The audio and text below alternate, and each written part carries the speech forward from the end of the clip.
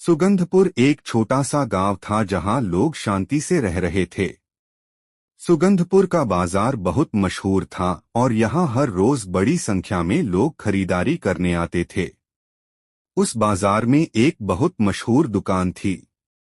भीखू भाई के पिता इस दुकान को चलाते थे, जिसे भीखू भाई का लेमन सोडा के नाम से जाना जाता था। सालों तक उन्होंने अपनी ईमानदारी और मेहनत से लोगों को बेहतरीन लेमन सोडा परोसा था।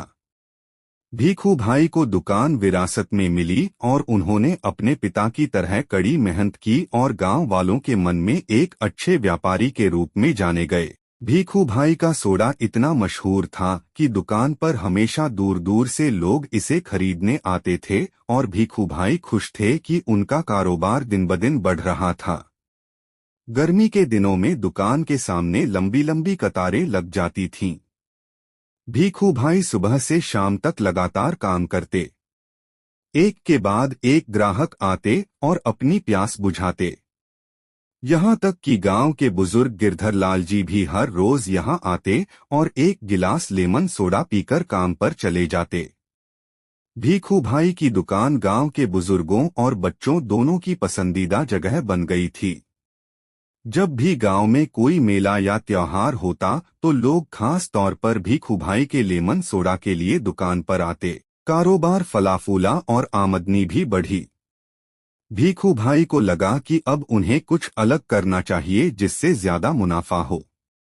एक दिन भीखू भाई के एक दोस्त ने उन्हें सलाह दी कि अगर कम लागत में ज्यादा मुनाफा कमाया जा सके तो बुरा नहीं है।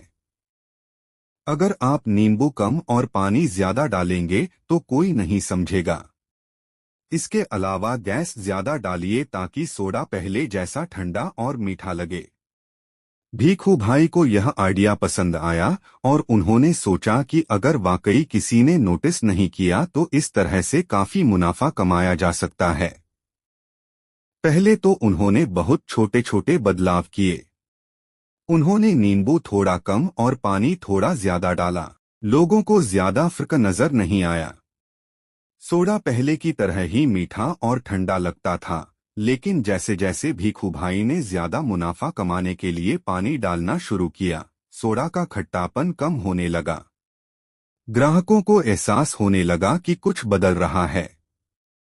पहले जिस सोडा में ताजे नींबू की स्वादिष्ट खटास थी, अब वह सिर्फ कार्बोनेटेड पानी रह गया था।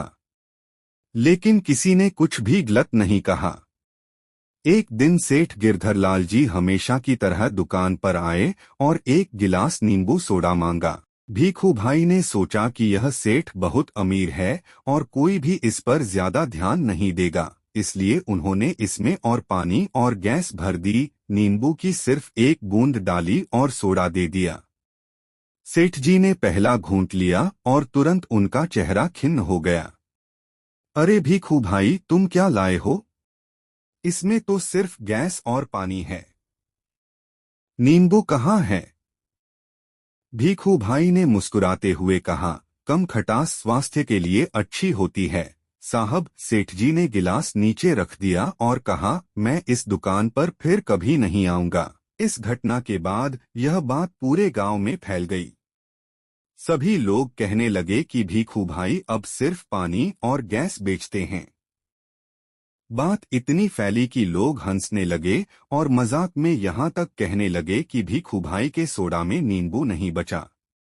धीरे धीरे सभी ग्राहकों ने दुकान पर आना बंद कर दिया।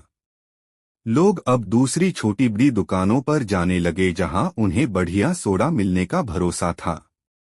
एक समय ऐसा भी आया जब भीखू भाई की दुकान पर लंबी लंबी कतारें लगती थीं और एक समय ऐसा भी आया जब पूरे दिन एक दो ग्राहक भी नजर नहीं आते थे।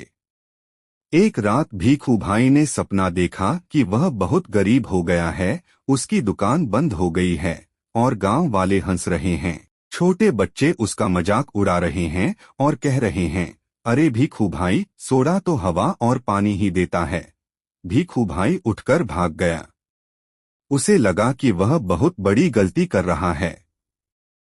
अगर ऐसा ही चलता रहा तो दुकान बंद हो जाएगी और गांव में पीढ़ियों से बनी उसकी प्रतिष्ठा एक झटके में खत्म हो जाएगी।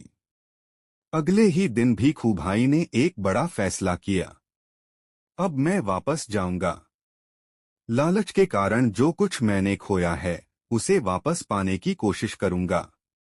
आज से मेरी दुकान पर सिर्फ असली लेमन सोडा ही मिलेगा।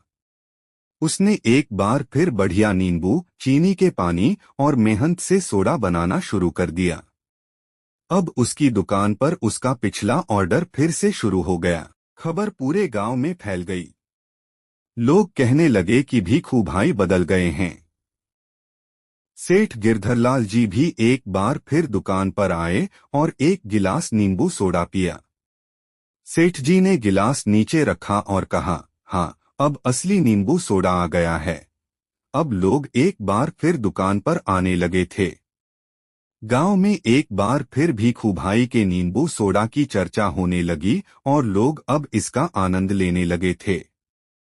सेठ जी एक बार फिर संतुष्ट हो गए कि भीखू भाई ने अपनी गलती सुधार ली है।